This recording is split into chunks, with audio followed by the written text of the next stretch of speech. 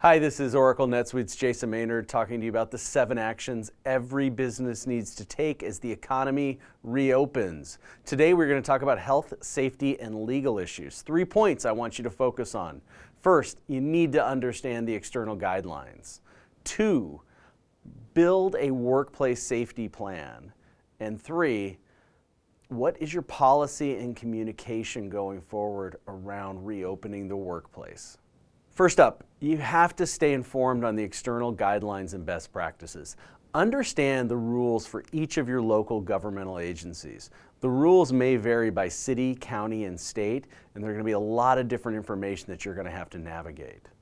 Next up, look for advice and best practices from health professionals and others in your community. One of your best sources for understanding how you're going to reopen is to tap into your network of folks who can help you navigate through this from a business standpoint, but also from a health standpoint. Third, continue to monitor and communicate with your advisors as information is changing rapidly. You're going to need those inputs as you figure out how you reopen the business and how you continue to stay open. Next, how do you make the workplace safe for your employees, customers, and partners?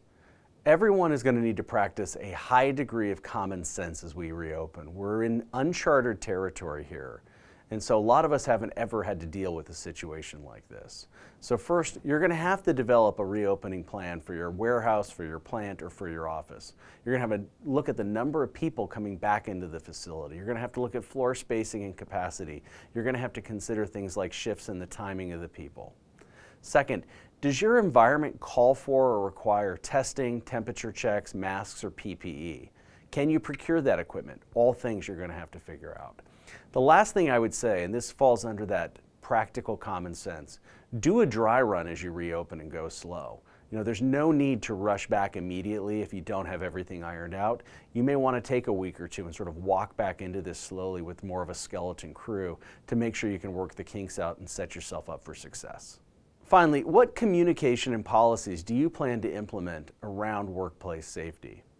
Once you develop your plan, it's important that you clearly communicate this and establish the guidelines and share it with everyone as you reopen. The second thing, you need to have contingency plans in place for employees, customers, partners, suppliers, if anyone becomes sick. What are you going to do if someone becomes sick? Are you going to open the office again, close it? How are you going to handle that?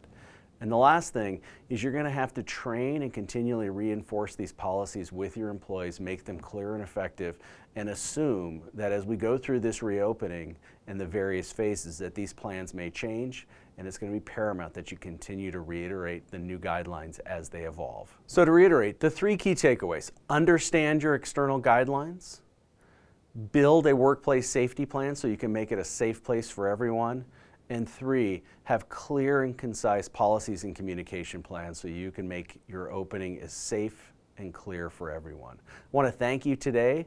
If you have comments, feedbacks, questions, send it to us at takeaction@netsuite.com. And again, this is all part of our 7 actions every business needs to take as the economy reopens. Thank you.